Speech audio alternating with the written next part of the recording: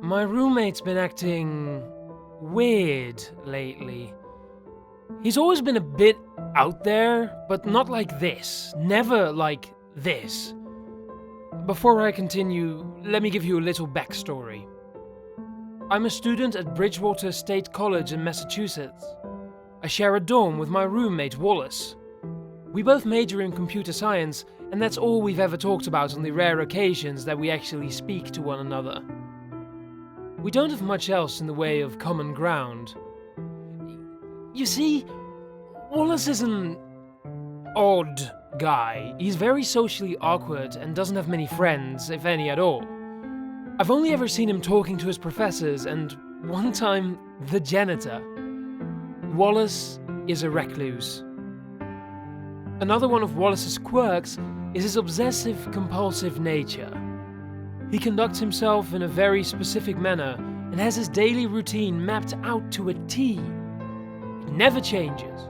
When he wakes up, he brushes his teeth, makes sure to gargle and spit exactly 3 times. He then puts on a striped shirt followed by khaki pants. His wardrobe never changes.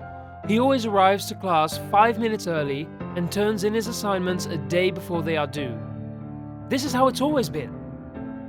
How do I know all of this? Well, being a socially awkward hermit, Wallace didn't tell me these things. I don't think he's even aware that his routine is a byproduct of OCD.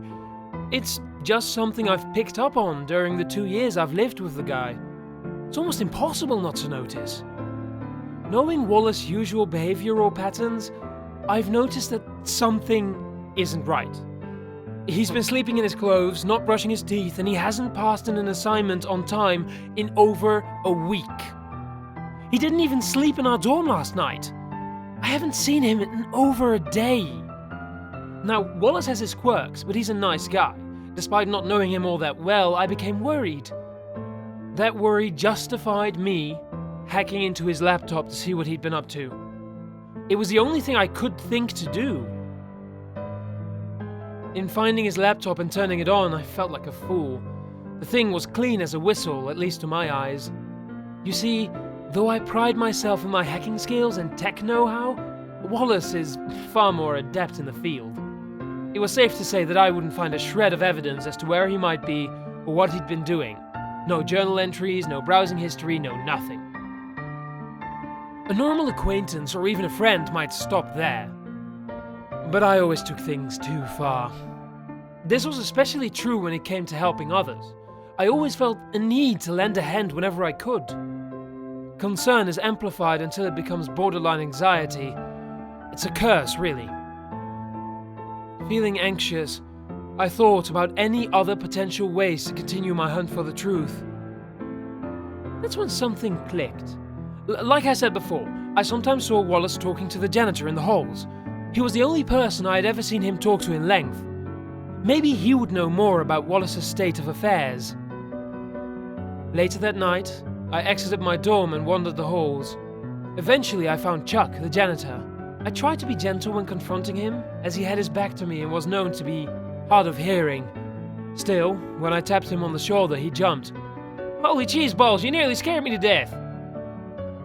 Chuck laughed through his bushy grey mustache. "What can I do for you, son?" I told Chuck about my predicament and how I was concerned for Wallace, having not seen him in a while. Chuck's happy expression transformed into a look of unease and tension. He seemed to know a bit more than I did. "Well, here's the thing. Wallace is a good kid and we do chat from time to time.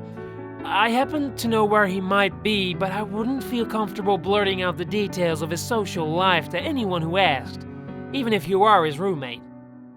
Social life? Wallace didn't have a social life.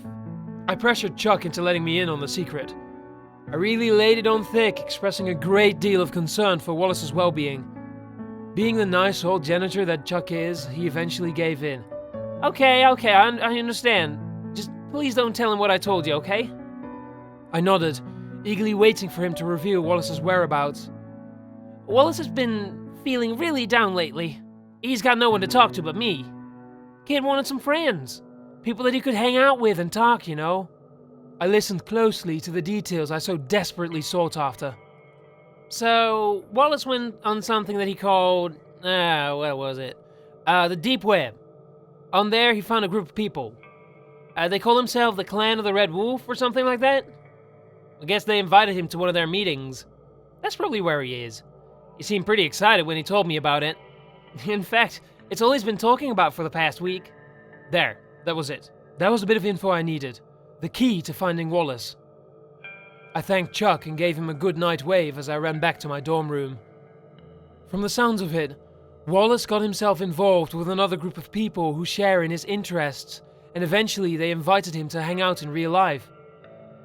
I had that quirky name, the Clan of the Red Wolf, and that's all I needed to find them on the deep web myself. Soon enough, I would be able to find my missing roommate. It took quite a while, but I finally managed to find the deep web forum pertaining to the so-called clan. It contained nothing but a description and a series of videos. Here's the description as it appeared on the site. Welcome to your new belief system. We are the Clan of the Red Wolf and we're here to help. There are 7 educational videos on this site, each tailored to a specific belief that we want to share with you. Over the course of a week, you are asked to watch these programs to understand our doctrine. If you make it to the last one, you will be invited into our den. A lesson a day to keep the mortals away. Now, the summary was bizarre, but nothing less than what I'd expected. Scrolling further, I noticed that all of the videos were titled similarly. Day 1, Day 2, and so on. Naturally, I watched them. The whole series reminded me of old war propaganda. It was made in the style of a vintage cartoon starring a wolf as the main focus. Not a normal wolf, a cartoon wolf. Picture a character similar to Wile E. Coyote. In each video, the wolf learned a new clan value from the campy male narrator. Not unlike old cartoons, the wolf comically goes against the narrator's wishes and suffers the consequences before learning his lessons. Every video ends with the narrator saying, "Join the pack, you never have to feel alone again." I guess that was the selling point for Lonely Wallace.